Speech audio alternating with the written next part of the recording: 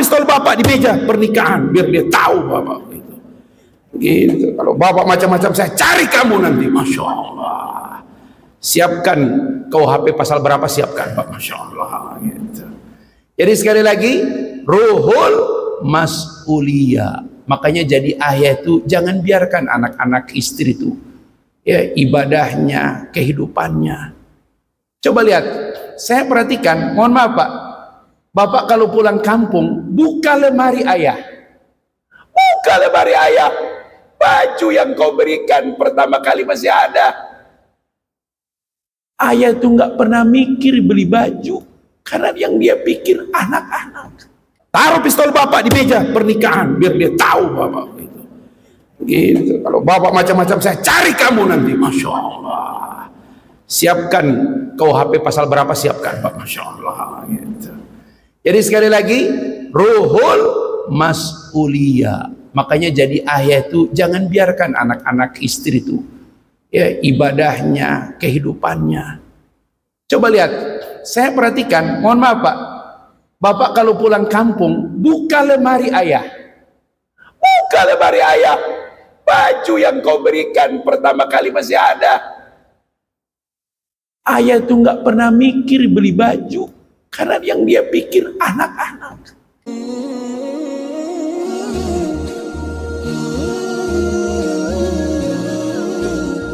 Assalamualaikum warahmatullahi wabarakatuh.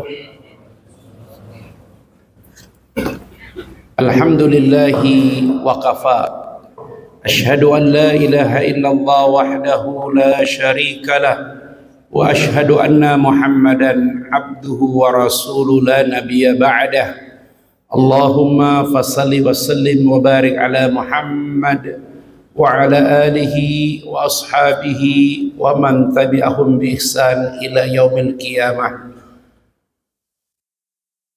Allahumma afriq alaina sabran wa thabbit aqdamana wansurna alal qaumil kafirin.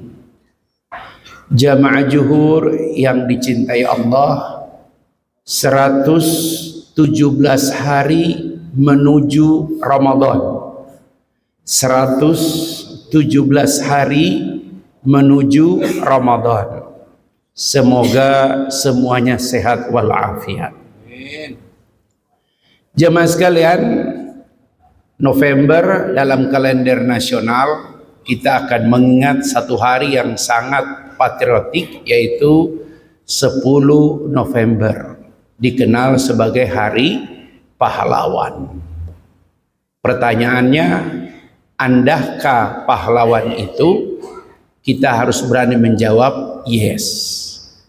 Kenapa disampaikan ini? Pahlawan sesungguhnya itu adalah ayah. Betul ibu yang melahirkan seorang anak. Betul ibu yang mengandung seorang anak. Betul ibu yang menyusui seorang anak. Betul ibu yang mengasuh, membesarkan seorang anak. Tapi seorang ayah adalah sang penanggung jawab, sang pemikul beban. Gak bisa anak dinikahkan tanpa ayahnya. Gak bisa seorang anak diganti marganya kecuali dengan bin atau binti ayahnya. Karena ayahnya lah seorang pahlawan itu. Pertanyaannya, apakah standar kepahlawanan itu ada pada diri kita? Siang hari ini kita coba akan menggali beberapa ayat Al-Quran yang menerangkan siapakah pahlawan itu. Yang pasti pahlawan itu selalu hadir di tengah kerumitan, di tengah kesulitan, di tengah masalah panjang, maka dia hadir untuk memberikan solusi bagi setiap orang. Itulah sebabnya saya berani mengatakan ayah itu adalah pahlawan. Dalam Islam, kalau seorang ibu meninggal, sedih, tapi tidak memberikan dampak hukum dalam Islam. Tapi kalau seorang ayah meninggal, itu memberikan dampak hukum. Anaknya menjadi yatim. Istrinya menjadi, kalian tak bisa menyebut kata itu. Istrinya menjadi, ya, Masya Allah, pasti amat antum bilang janda. Masya Allah. Gitu. Jadi ada hukum yang berlaku ketika seorang suami meninggal. Seperti itu. Apa tuh? Sokoh guruhnya patah. Makanya dalam Islam, salah satu standar orang yang bohong dalam agama itu yang tidak memperhatikan anak yatim. Kenapa? Karena ayahnya meninggal. Jamaah sekalian, mari kita lihat beberapa standar seseorang itu dikatakan seorang pahlawan. Masya Allah. Mungkin ada yang menganggap Ustaz terlalu berlebihan lah ini. Enggak, mungkin itu ada pada diri Anda. Satu, pahlawan itu berakar dari ruhul mas'uliyah. Seorang hanya dikatakan pahlawan kalau dia punya spirit rasa tanggung jawab. Makanya kenapa ayah disebut pahlawan? Karena orang yang paling bertanggung jawab pada keluarga adalah ayah. Masya Allah. Ya. Antum boleh lihat dialog Buya Hamka ditulis oleh salah satu anaknya. Anaknya yang paling banyak menulis Haji Rusdi Hamka. Tapi ada anak satu beliau, wartawan juga, yang menemani perjalanan Buya Hamka haji bersama istri. Ya, dan dia menulis semua kisah perjalanan haji Buya Hamka bersama dengannya. Buku itu diterbitkan dengan judul Ayah. Kalau sempat ada waktu, cari buku ini. Sayang buku ini belum dielektronikan, jadi tidak bisa kita buka di e-book. Ayah. Apa kata Buya Hamka tentang ayah? Coba lihat baik-baik. Dalam hadis memang disebutkan prioritas memuliakan seorang ibu. Betul, karena hadisnya masyhur. Ketika Rasulullah ditanya, kepada siapa aku berbakti? Jawab Nabi, ummuka, ibu. Summa ya Rasul, kata Nabi, ummuka, ibu.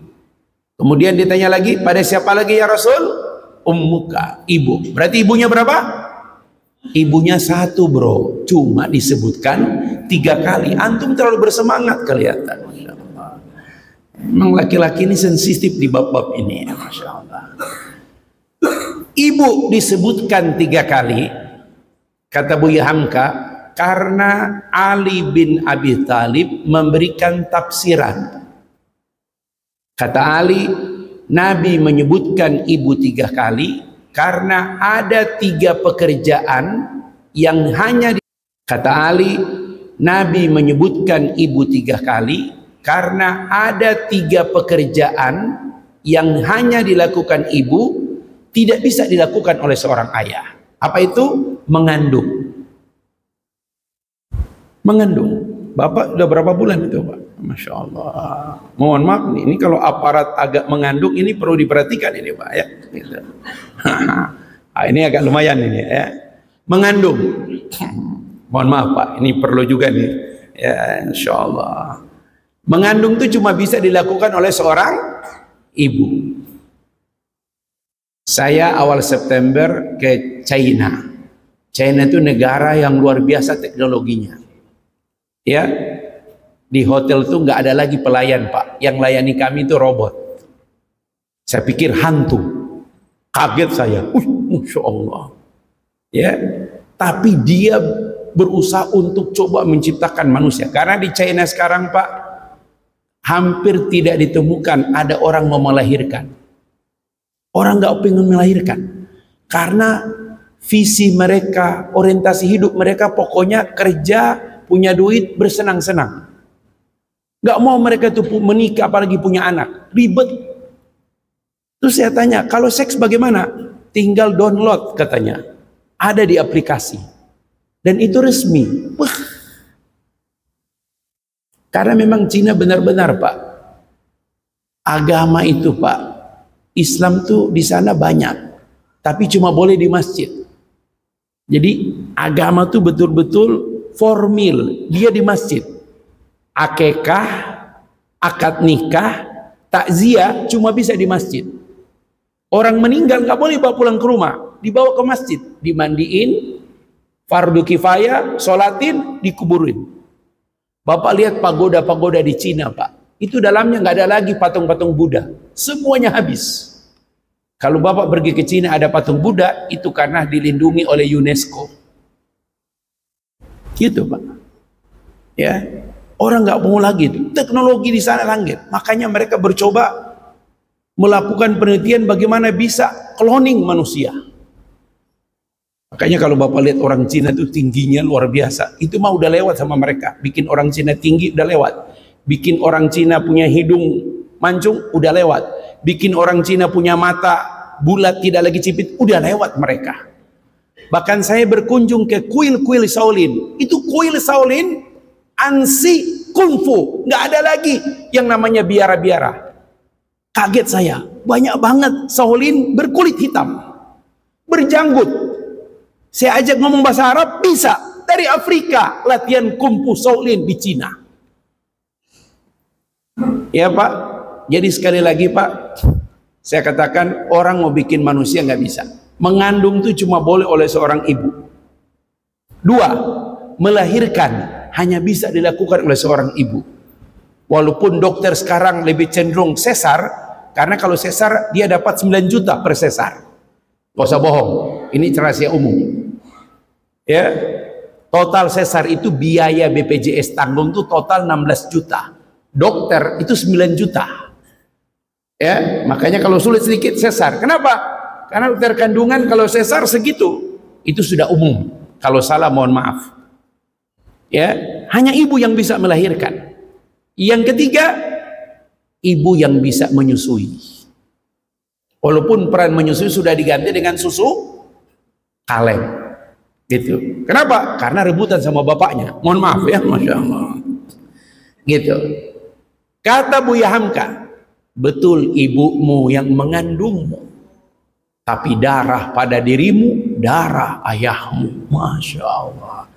Analisa seorang Buya Hamka. Sebab kalau anak itu bukan darah ayahnya, ibunya dicurigai. Makanya dalam Islam, nama seorang anak tidak bisa disandarkan kecuali pada nama ayahnya. Binti harus ayahnya, bin harus ayahnya. Gak bisa. Kenapa? Orang yang menukar nama di belakang nama anaknya bukan nama ayahnya, Allah laknat di dunia, Allah laknat di akhirat. Luar biasa. Ayah tidak tergantikan. Yang kedua, ibumu melahirkanmu, tapi semua wanita melahirkan, apalagi operasi, tak punya daya. Jangankan memeluk bayi, mengangkat tangan aja berat. Maka orang pertama yang memelukmu itu ayahmu.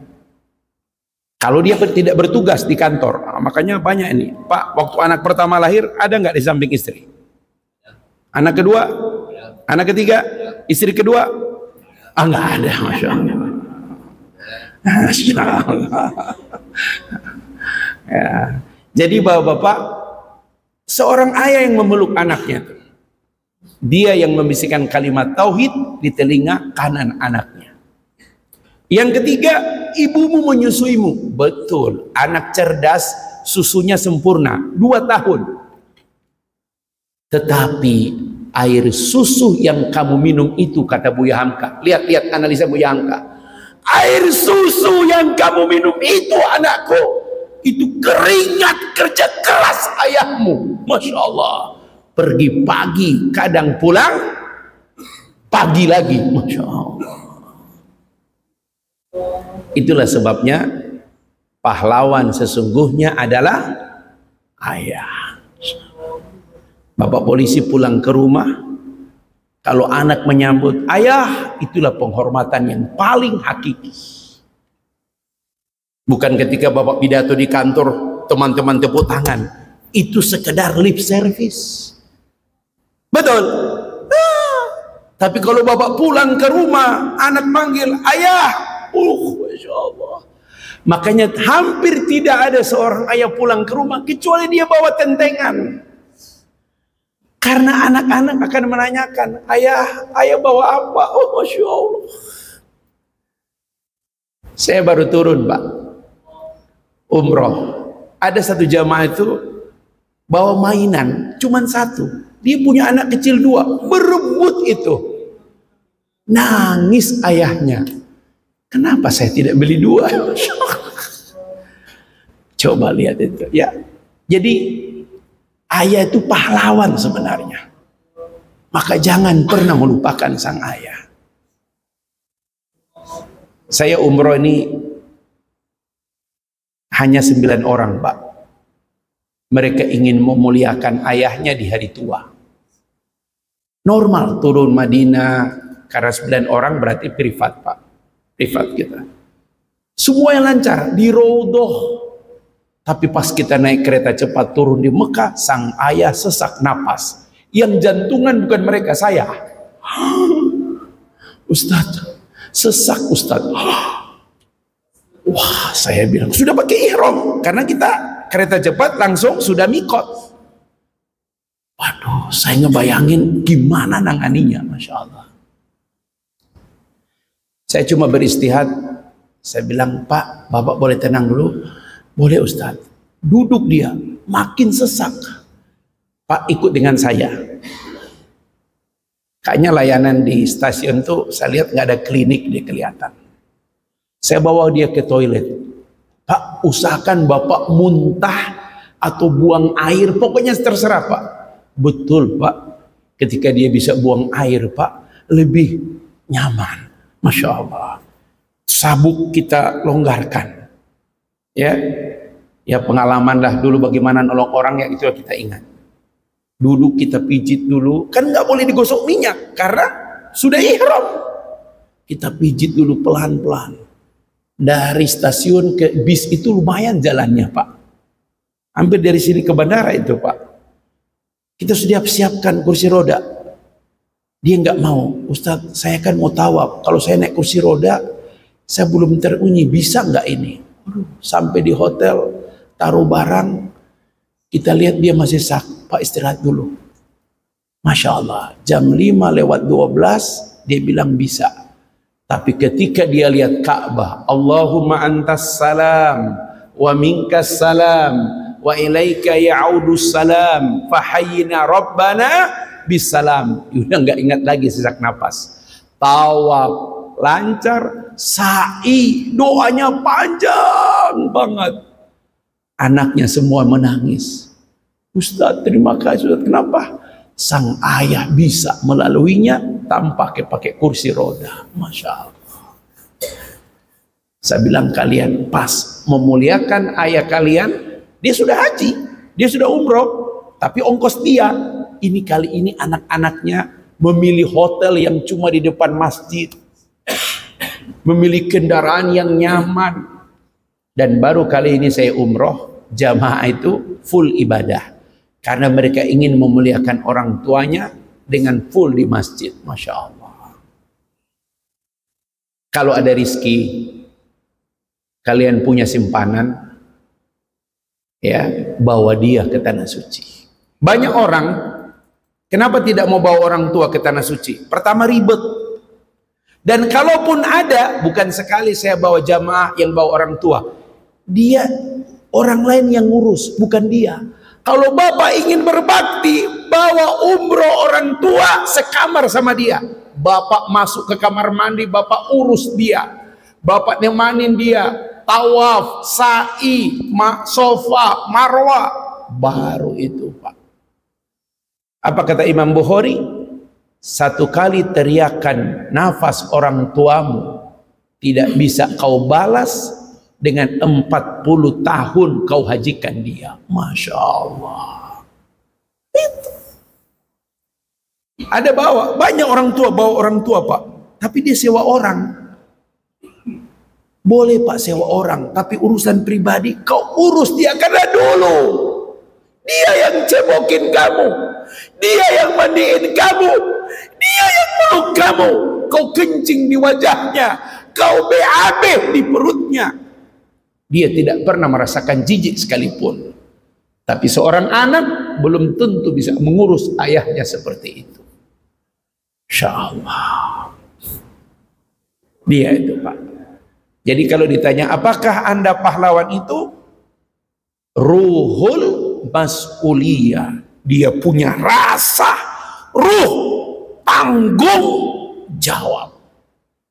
Makanya Bapak bekerja, kenapa kalau Bapak bekerja celaka di jalan syahid? Karena Bapak bekerja untuk keluarga. Beban paling berat bagi seorang kepala keluarga menafkahi keluarga. Masya Allah. Jadi sekali lagi Bapak-bapak, ruhul mas'uliyah, penanggung jawab. Anak mau nikah, walaupun calon udah kerja, besan calon orang kaya, tetap sang ayah tuh repot. Kenapa? Karena dia merasa dialah yang paling bertanggung jawab pernikahan anaknya. Pak, punya anak perempuan? Sudah menikah? Salah satu tanggung jawab menikahkan anak perempuan. Dan harus Bapak pegang tangan menantu itu. Sebelum Bapak katakan, aku nikahkan engkau dengan putri kandungku, berikan nasihat sedikit. Aku izinkan kau mengambil alih perwalian hidup dan matiku. Anakku kutitipkan kepadamu agar kau bawa dia ke surga, bukan ke neraka. Itu aja, Pak. Dengan segala kekuranganku, mungkin aku tidak sempurna menjadi ayah, tapi aku berharap kau sempurna menjadi suami. Begitu, Pak. Bapak kalau perlu tunjukkan pangkat Bapak 3 balok ini. Ini apa namanya nih? Ajun komisaris apa ajun patriotis? Apa kalau 3 gini, Pak? AKP. Bapak pakai AKP. Aku aparat, aku titipkan putriku padamu. Mungkin aku bukan ayah yang sempurna, tapi aku berharap kau menjadi suami yang sempurna. Gitu. Masya Allah. Supaya dia ingat, Pak. Taruh pistol Bapak di meja pernikahan, biar dia tahu Bapak. Gitu. Kalau Bapak macam-macam, saya cari kamu nanti. Masya Allah. Siapkan KUHP pasal berapa, siapkan Pak. Masya Allah. Gitu. Jadi sekali lagi, ruhul mas'uliyah. Makanya jadi ayah itu jangan biarkan anak-anak istri itu ya ibadahnya, kehidupannya. Coba lihat, saya perhatikan, mohon maaf Pak, Bapak kalau pulang kampung buka lemari ayah, buka lemari ayah, baju yang kau berikan pertama kali masih ada. Ayah itu nggak pernah mikir beli baju, karena yang dia pikir anak-anak. Tapi jangan kau buka lemari ibu, Masya Allah. Lemari ibu, baju ibu. Lemari bapak, baju ibu, Masya Allah. Nggak usah tanya ya. Ras terkuat di negeri ini, siapa mereka? Mama, Masya Allah. Gitu. Buka lemari bapak, kamu bisa lihat berapa helai baju yang ada di lemarinya. Coba itu. Nggak banyak baju sang ayah. Coba sekali-sekali pulang. Kalau si ayah masih hidup, kau bisa lihat bajumu masih ada, dia simpan. Itulah sang ayah, Masya Allah. Ya, jadi rasa tanggung jawab itu adalah awal pertama orang bisa disebut pahlawan.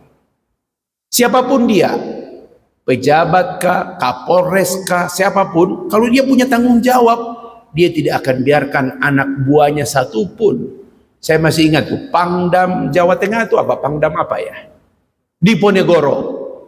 Ketika 11 orang Kopassus masuk ke sebuah lembaga pemasyarakatan, selesai Pak.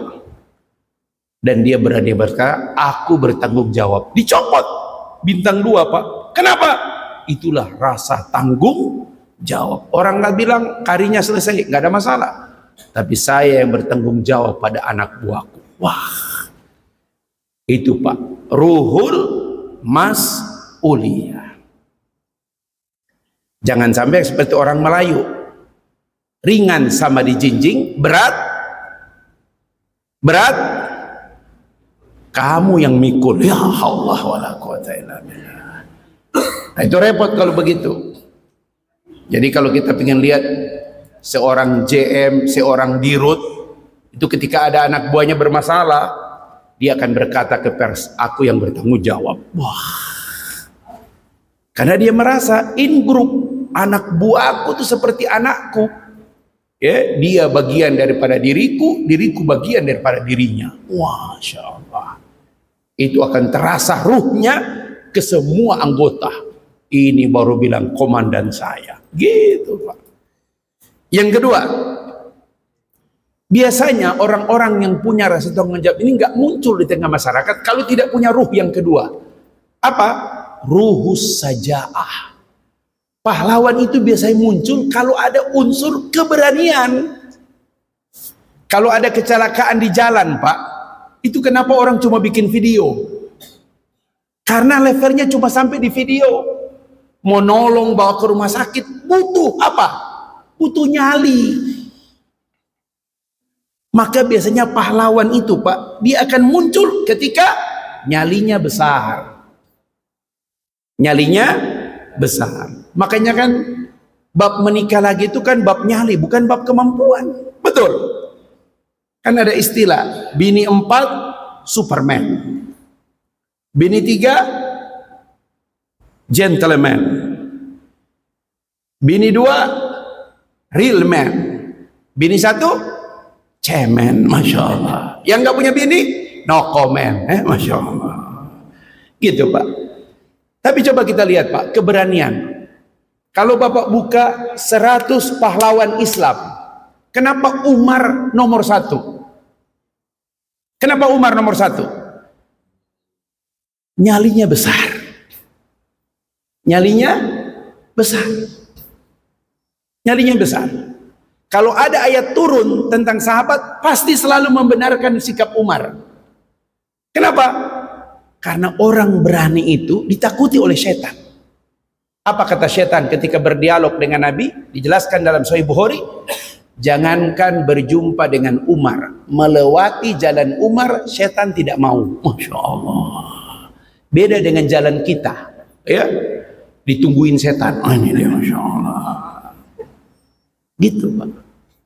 Jadi Bapak-bapak, keberanian ini penting. Kenapa? Karena keberanian itu berbanding lurus dengan resiko. Ustadz, gimana sih menumbuhkan keberanian itu? Kata Umar bin Khattab, kalau anakmu penakut, ceritakan kepada dia serial para pahlawan. Jadi Pak, itu kalau membacakan buku ke cucu, kalau Bapak udah punya cucu, jangan cerita kancil, timun, jangan. Cerita para pahlawan. Gitu. Cerita para pahlawan. Buku-buku di Ponegoro, Tuanku Imam Bonjol, Sisinga Mangaraja, ya, Raden Fata, Bung Tomo, buka apa? Sahabiyah Haular Rasul, 60 karakteristik sahabat Nabi. Itu dibacakan, Pak, kepada anak-anak. Anak-anak kita sekarang, ya Allah, lagi viral, ya. Anak SMA 24 bahagi 3 nggak bisa jawab. Masya Allah. Kenapa? Karena sekolah kita tuh 10 tahun terakhir itu sekolah nggak ada ujian. Betul? Nggak ada ujian, tiba-tiba lulus dapat ijazah. Nah, ini menteri kita yang baru, Sekjen PP Muhammadiyah, mengembalikan lagi. Ada lulus, ada tidak lulus. Ada naik kelas, ada tidak naik kelas. Biar jelas. Ya, seperti itu. Dan akan ada lagi mulai kalender Juni 2025 pelajaran PMP muncul lagi. Karena sekarang takut guru menegur murid, bisa dipenjarakan. Udah gitu Pak polisi penjarakan guru lagi. Masya Allah. Hati-hati ini, ya, Masya Allah. Tapi saya yakin semua ustadz di bandara ini sudah disupport oleh Pak polisi. Siap? Masya Allah. Support kalau ustadz nggak salah. Masya Allah gitu ya. Jadi bapak-bapak, kalau pingin berani cuma satu ruhnya. Apa ustadz? Kalau pingin berani cuma satu ruhnya. Dan ruhnya paling berat. Apa itu? konsistensi. Umar kenapa berani? Karena Umar apa yang dikatakan dengan apa yang dilakukan sama, konsisten. Kenapa kita nggak berani? Karena merasa kita belum juga sama. Orang akan kecewa. Oh, komandan ternyata sama juga. Pada apel pagi komandan berani berkata A, B, C, D, E. Tapi kata anak buah, sama juga dia sama gua. Konsisten. Di agama kita, ajaran perintah paling berat dalam agama kita adalah istiqomah.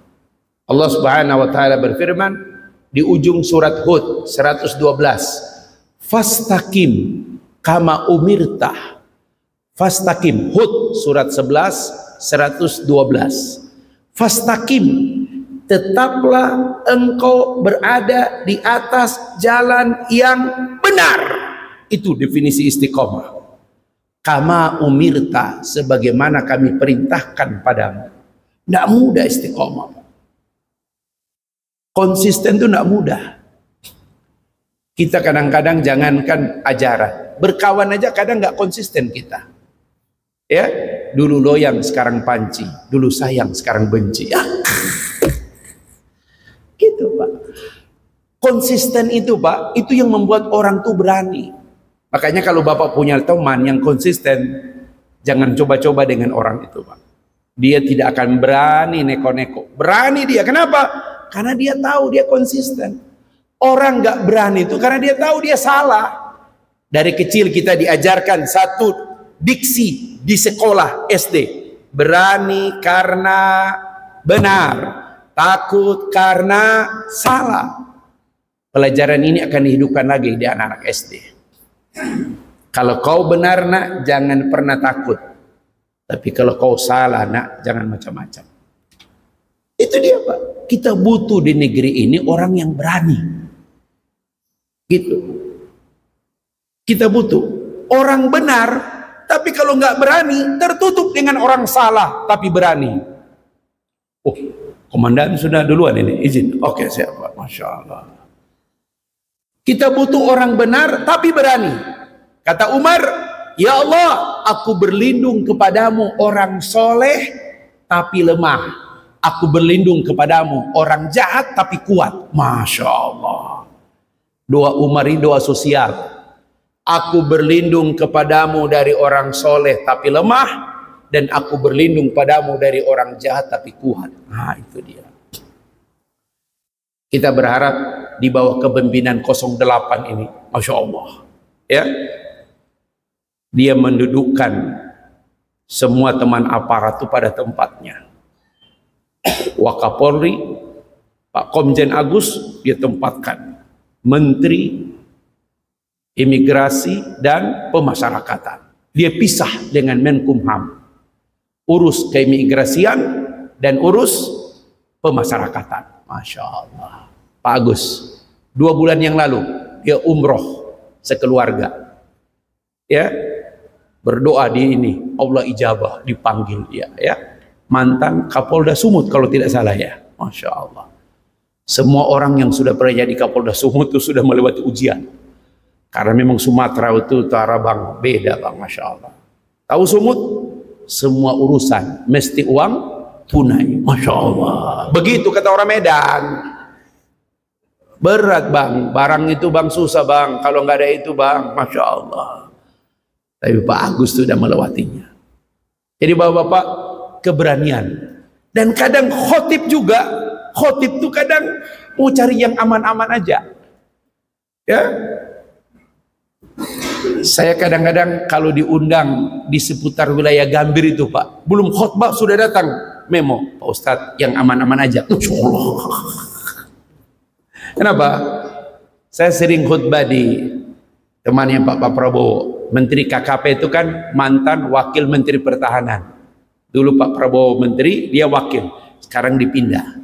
Karena ada anak yang dibesarkan oleh Prabowo terjerat hukum, Menteri KKP sebelumnya. Namanya juga Prabowo, Edi Prabowo, ya. Kalau ada Pak Menteri, saya diminta Pak Ustadz maju Kenapa Pak Menteri ada jadi Pak Ustadz suruh duduk di sampingnya? Memo, yang aman-aman aja Ustadz. Tapi Pak Menteri bilang, Ustadz khotbah seperti apa yang Ustadz inginkan. Masya Allah. Benar ini Pak, nggak siap tersinggung? Enggak Pak Ustadz, Masya Allah. Enak tuh kalau Menteri begitu Pak. Jadi kita tuh khotbah enak, nyaman Pak. Itu kalau khotbah sudah ada dari Pak Kapolres Bandara, mohon maaf Pak Ustadz, 86. Lah Allah. Jadi nggak enak banget tuh kalau ceramah sudah dibingkai. Gitu kan? Seperti itu. Enak. Qulil haq walau kana murran, katakan yang benar walaupun itu pahit. Masya Allah. Tapi ini di masjid. Kalau ke rumah balik lagi kita. Masya Allah. Kadang AKP di rumah, pulang ke rumah kopral. Kapten kapal pesiar, gagah benar, pulang ke rumah ABK. Masya Allah. Kenapa? Istrinya Kapolda soalnya. Masya Allah. Pak, keberanian Pak, ya, berani karena benar, takut karena salah. Ruh seorang pahlawan itu berani. Kalau kita baca sejarah Bung Tomo itu Pak, pekikannya dua, takbir merdeka, takbir merdeka. Itulah nasionalis sejati, itulah seorang muslim sejati. Bung Tomo, Masya Allah. Yang dihadapi bukan cuma Belanda, Inggris. Luar biasa. Yang ketiga,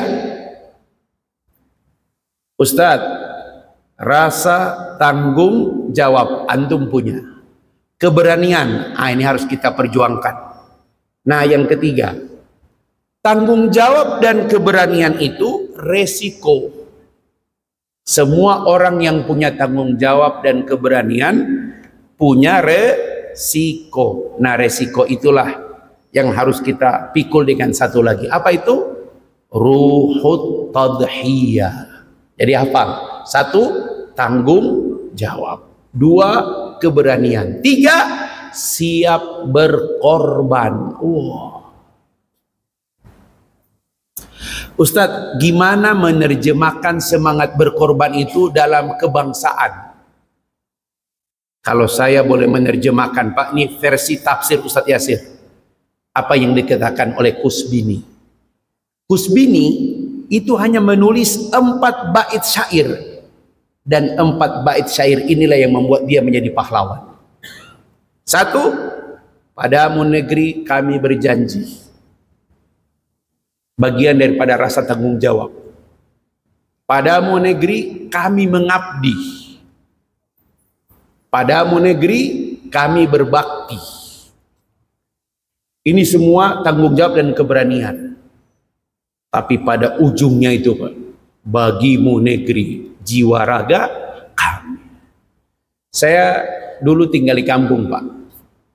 Saya suka sekali jam 1 atau jam 12 tuh acara di TV sudah selesai. Dan saya akan nunggu lagu itu Pak. Ditutup TVRI dengan lagu Kusbini. Bagimu negeri jiwa raga kami. Masya Allah. Luar biasa itu Pak. Pahlawan itu sampai pada titik itu Pak. Dia siap rela berkorban. Maka tahun ini kita melihat ada sesuatu yang semacam secercah harapan. Baru secercah ya, karena kita butuh 5 tahun. Semua menteri dikumpulkan di Magelang. Saya kebetulan salah satu narasumber yang suka diminta mengisi pengajian alumni Tidar. Alumni Tidar itu dulu semua kepolisian juga ada dulu. Ya, Pak Kiki Sarnaki dan sebagainya. Pak Ustadz, jadwal Pak Ustadz. Itu dijemput Pak saya, ngisi alumni Tidar. Tidar itu ternyata bukit yang ada di Magelang. Disitulah seluruh calon perwira ya dibaiat di situ. Katanya dibaiat. Dan pasti lagu Kusbini itu dinyanyikan kepada mereka. Bahwa Pak, negeri ini tidak cukup dengan janji. Dulu Jokowi pakai nawacita. Sekarang Prabowo pakai apa namanya? Asta cita. Apa artinya itu, Pak? Asta 8 cita. Oh, Masya Allah. Kalau nawa 9. Wow. Kita tunggu, Pak, ya. Mudah-mudahan, Masya Allah. Kalau pakai surat yang penuh dengan gairah perjuangan itu surat Al-Anfal, surat ke-8. Dulu dalam tafsir antara surat At-Taubah 9 sama surat Al-Anfal dulu dipisahkan satu surat. Makanya kenapa habis surat Al-Anfal ke surat At-Taubah tidak ada bismillah. Karena dianggap surat At-Taubah itu bagian daripada surat 8. Gitu, Pak. Dan kalaupun dibaca dari awal maka tidak dibacakan basmalah karena dimulai dari kalimat pemisahan, bara'atum minallah. Allah berpisah, memisahkan, ya, tidak lagi memberikan jalan kepada orang kafir. Jadi Bapak, pengorbanan ini penting, dan apa yang sudah Bapak korbankan luar biasa. Setelah menikah, coba Bapak lihat, Bapak nggak mikir lagi urusan yang lain kecuali urusan anak istri. Cuma kadang-kadang para istri itu kurang memperhatikan Bapak.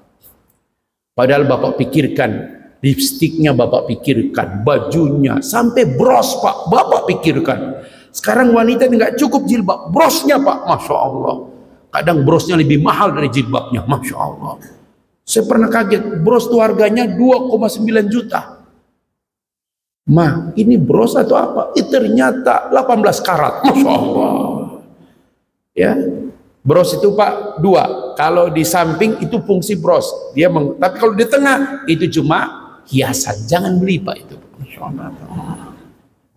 Saya beritahu Bapak, ya, itu.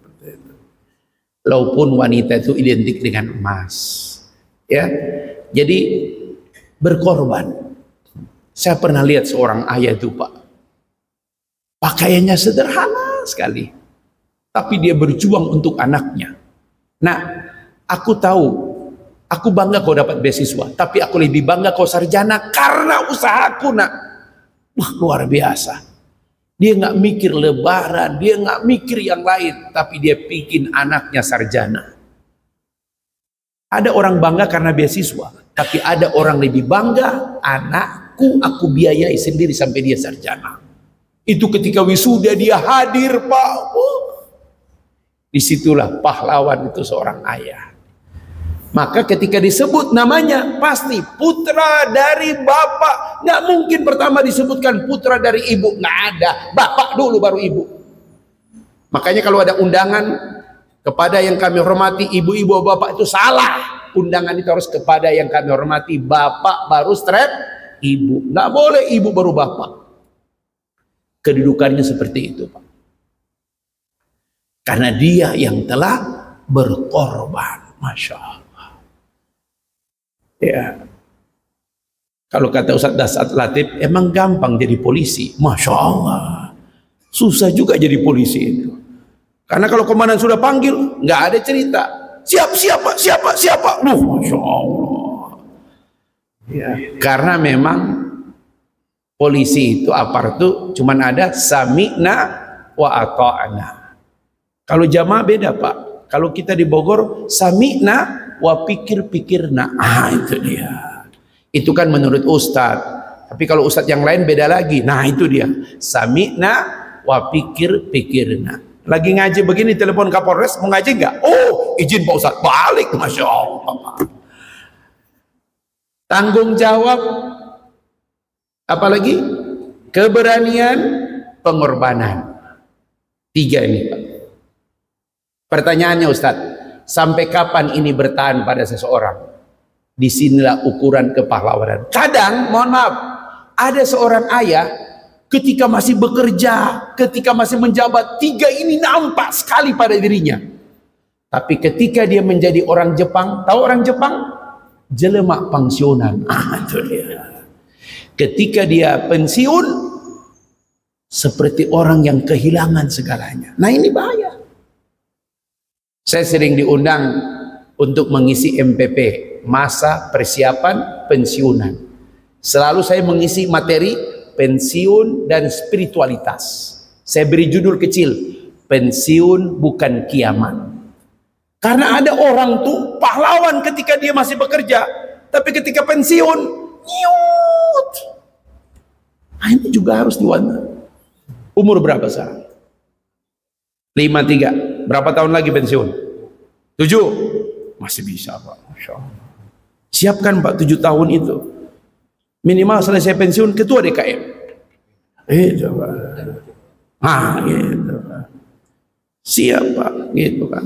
Kan kalau tua DKM, Ustadz, dulu saya di kantor bukan siapa-siapa. Sekarang Kapolres jamaah saya, Ustadz. Saya ketua DKM. Masya Allah. Maulid kemarin saya diundang sama Pas Pampres. Saya bilang di kantor, tidak Ustadz, di komplek kami. Masya Allah, Ustadz aja diperiksa. Maaf siapa? Ustadz mau ngisi ceramah. Oh siap dong. Masya Allah, Pas Pampres.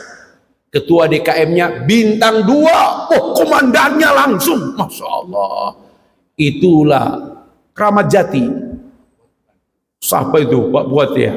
Itu Masya Allah. Itulah Isra Maulid, nggak ada orang ribut. Masya Allah. Tertib, karpetnya wangi, Masya Allah. Masjidnya persis gini besarnya. Masjid Amal Bakti Muslim Pancasila. Ya, amal jariah dari seorang pemimpin yang kita kenal dulu. Ya, Masya Allah. Pakai sarung, pakai ini, Masya Allah. Ustadz di sini jangankan Ustadz, yang jualannya aja Ustadz kalau sudah jam 8 tuh nggak bisa lewat lagi komplek Ustadz. Masya Allah, luar biasa itu. Jadi bapak-bapak, kadang-kadang ada orang tuh dulu gagal, tapi ketika pensiun itu Pak pensiun bukan kiamat. Dulu kau bekerja di instansi karena kau pegawai, tapi selesai berbaktilah pada masyarakat. Ada pensiun, mohon maaf Pak ya, ada pensiunan tuh. Orang nggak sangka dia dulu pejabat. Sekarang dia ketua divisi jenazah. Karena setelah dia belajar pengurus jenazah, dia ambil alih. Seluruh satu paket jenazah itu tidak pakai uang DKM. Dia yang pokoknya pensiun dia tuh urus jenazah. Maka umurnya panjang sampai hari ini. Karena dia mengurus jenazah soalnya. Masya Allah. Menjadi bagian panitia sakaratul maut. Asistennya malaikat maut. Masya Allah. Meninggal waktu COVID pun dia yang memulasari, dan ketika dites COVID nggak pernah positif, negatif terus, karena dia bertekad setelah pensiun saya akan mengurus jenazah. Masya Allah. Bapak boleh juga selama masih dinas bapak bini 1, coba setelah dinas bapak bini 2. Masya Allah, berani nyiut Pak. Cemen ya, Masya Allah. Sama yang ngomong ini juga sama Pak ya, Masya Allah. Saya suka dianggap Ustadz takwa. Ustadz Yasir itu Ustadz takwa dia. Apa takwa? Takut bini tua. Masya Allah. Bro, tunggu bro. Menikah lagi itu bukan bab takut dan bab berani. Oh, Pak Kiai punya dalil? Punya. Karena ada yang lebih kuat daripada keberanian. Apa? Yang lebih kuat daripada keberanian adalah kesetiaan. Takbir. Itu orang-orang takut itu. Masya Allah. Masya Allah. Gitu Pak.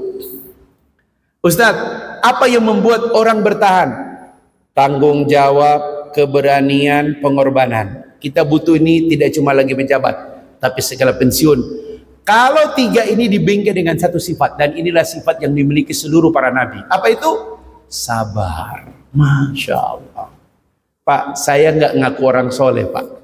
Saya nggak ngaku orang, saya cuma berusaha Pak. Dalam hidup saya cuma berusaha Pak. Saya selalu bertanya pada istri dan anak. Kemarin waktu di Makkah, saya kirim foto saya depan Ka'bah ke istri. Apa yang mama nilai pada diri ayah? Kata mereka cuma satu. Semoga pulang dari tanah suci, ayah lebih sabar lagi. Masya Allah.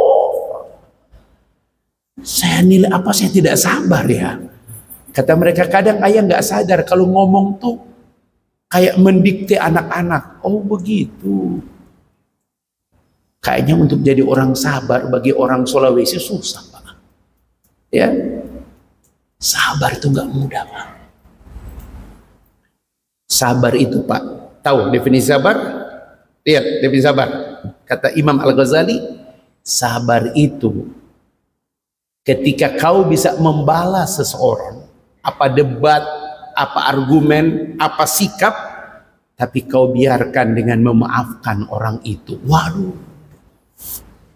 Kalau dalam bahasa Nabi Isa, orang melemparmu dengan batu, kau balas dia dengan kapas. Apa itu kapas? Memaafkan. Masya Allah. Makanya di Quran itu wa in ta'fu wa tasfahu. Cuma dua itu Pak. Ditambah dengan satu, tanda kau sabar tulus, wa taghfiru. Tiga itu. Wa in ta'fu wa tasfahu wa taghfiru. Kalau kau sabar pada istri dan anakmu, kau maafkan mereka. Berikutnya, berlapang dada dengan mereka. Kalau kau ikhlas, kau mendoakan ampunan untuk mereka. Bisa nggak Pak? Selalu memaafkan, selalu berlapang-lapang, dan yang ketiga, selalu apa? Selalu mendoakan ampunan. Oh ya Allah. Saya bukan tidak setuju Pak. Kadang-kadang hari ini kalau kita sabar dengan istri, habis juga kita Pak. Baru pegang remote, ayah masuk, la haula wala quwata, padahal garis 3. Masya Allah. Waduh, mah mau lihat sedikit ini, ada apa, bola ini, ayah masuk, la haula, terpaksa remote mati, masuk. Dari nggak dapat jatah, masuk. Masya Allah. Kadang-kadang memang ya Allah, Bapak senyum-senyum Pak ya, Masya Allah. Bapak-bapak, bersabar itu tidak mudah. Kita boleh ngomong sabar depan orang, coba pulang ke rumah. Capek kita pinginnya disambut, tahu-tahu ayah itu keran bocor. La haula wala quwata illa billah.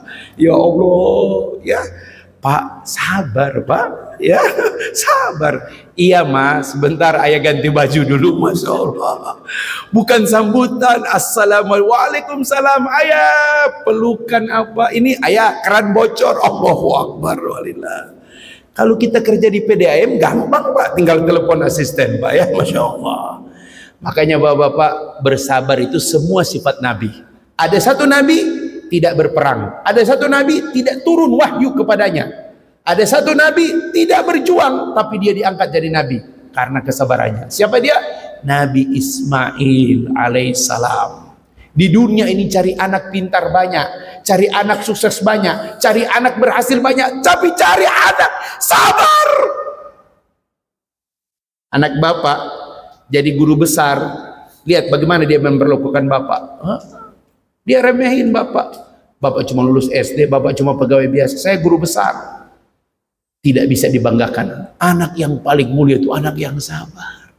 Itu yang saya lihat kemarin, bagaimana seorang anak mengumrohkan ayahnya, dia urus anak ayahnya, Masya Allah. Ketika ayahnya mengeluh, dia tidak bantah. Udah ayah sabar, enggak, dia diam. Karena kalau dia bantah, sabarnya hilang. Karena batas sabar itu mulutmu. Nah, lama benar ya, dia cuma senyum. Enggak, dia bilang, sebentar ayah. Kata sebentar ayah itu sudah membuat kita nggak dianggap sabar. Sudah tenang, karena namanya orang tua pasti ngoceh. Itulah sebabnya ada ungkapan, seorang ibu bisa mengurus 10 orang anak dari melahirkan sampai membesarkan. Tapi 10 orang anak belum tentu bisa mengurus seorang ibu di hari tuanya. Masya Allah. Kenapa?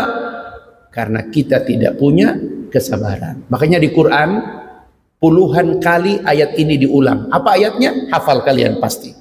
Innallaha ma'as sabirin. Always Allah selalu bersama dengan orang-orang yang sabar.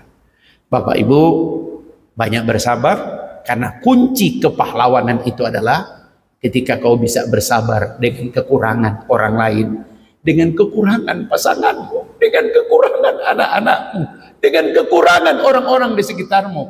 Dengan kau maafkan mereka, berlapang dengan mereka, dan mendoakan ampunan pada mereka. Itulah puncak seorang pahlawan, ketika dia bisa bersabar dengan orang-orang di sekitarnya. Semoga Allah merahmati hidup kita, memberkahi pekerjaan kita, dan mudah-mudahan dengan kesabaran kita dikumpulkan dengan para nabi, dan mudah-mudahan berjumpa dengan baginda Rasulullah sallallahu alaihi wasallam.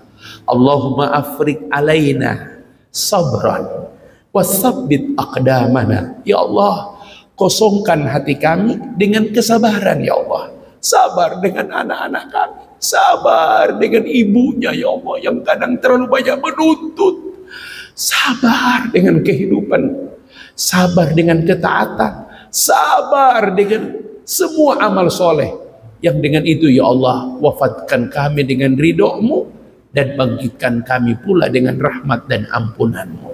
Rabbana taqabbal minna innaka antas samiul alim, tub alaina innaka antat tawwabur rahim, walhamdulillahi rabbil alamin. Subhanaka Allahumma wa bihamdik, asyhadu an la ilaha illa anta, astaghfiruka wa atubu ilaik. Wallahu muwaffiq ila aqwamit thariq, billahi bisabil haq. Assalamualaikum warahmatullahi wabarakatuh.